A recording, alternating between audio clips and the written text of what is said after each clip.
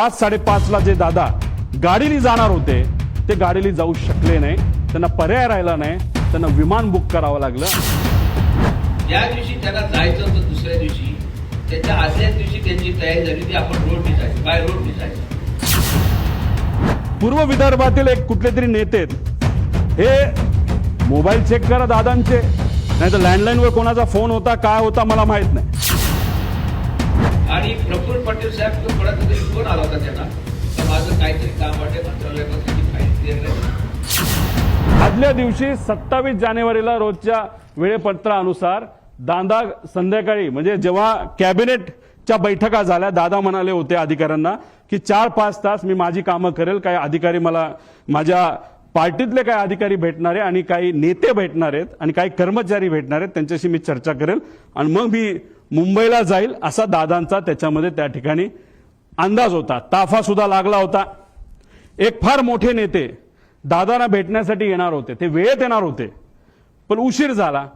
ते उशिरा आल्यामुळे आणि चर्चा उशीरपर्यंत सुरू राहिल्यामुळे दादांचा वेळ त्याच्यामध्ये गेला आणि 5:30 ला जे दादा गाडीने जाणार होते ते गाडीने जाऊ शकले नाही. त्यांना पर्याय राहिला नाही.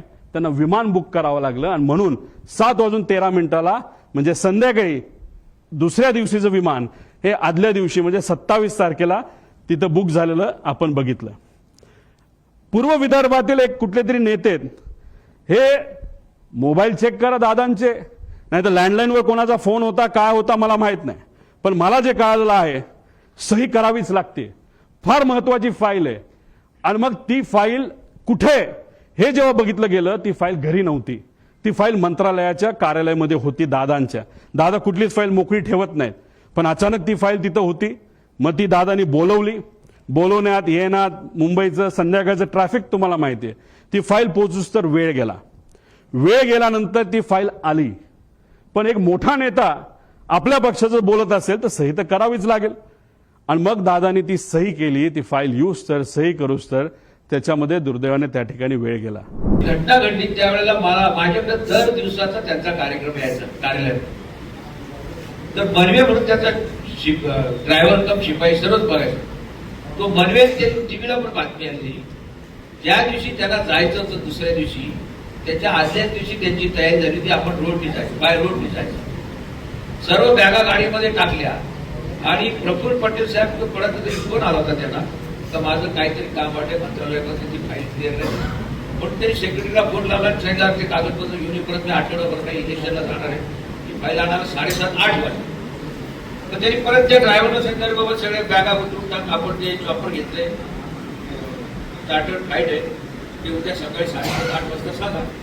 त्या बॅगा त्यांनी परत काढल्या आणि 5 लोक पायलट त्याचा एक बॉडीगार्ड आपल्या जाधव माझ्या दसऱ्याच्या वेळेला ते दुबाडला पण आले होते. ते जाधव ते त्या जाधवनी कधीच दादांच्या शेजारी बसला नव्हता. त्या दिवशी तो दादांच्या शेजारी बसला सीटवर आणि त्याच्या फोटो काढून त्यांनी घरच्यांना पाठवला. तो फोटो आज व्हायरल जो होतो ना त्याचा फोटो. त्याला कधीच आयुष्यात वाटलं नाही का माझं असं झालं जाणवलं दादांच्या. आणि बोलता 9:15 मला फोन तर तुम्ही कुठे आहे मला माहितीच नव्हतं काही. मी त्या गार्डन मधून घरी गेलो होतो. तुला काय झालं त्याबद्दल तुम्ही बोगेला बोलला. बोगे म्हणजे दादाचे प्राक्षण. तुला बोगे काय झालं टीव्ही लावलं तर अपघात असं दाखवलं. मी फोन लावला तो दादा गेला. म्हणजे काय झालं तुझा ऍक्सिडेंट झालं पण काय झालं काय तो विमान आपलं भेटलं. मला 2-3 तास काय समजता काय करावं कारण ज्याच्या सहवासात गेली 40 वर्ष बोलायचं 4 दिवसात 5 दिवसात 2 दिवसात रोजच कधी बोलायचं. या दिवशी जायचं त्याच्या आदल्या दिवशी मी बोललो त्या दिवशी प्रत्यक्ष भेटून आलो आणि अचानक गेलो. आम्ही गेलो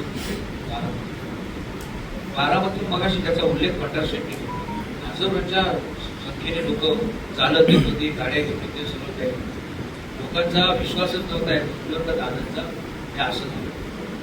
ज्यावेळी फोटो व्हायरल झाले 1:30 वाजता त्या फोटोमध्ये तुम्ही जर पाहिला असेल मला इकडे पाठवला नंतर मी डिलीट करा.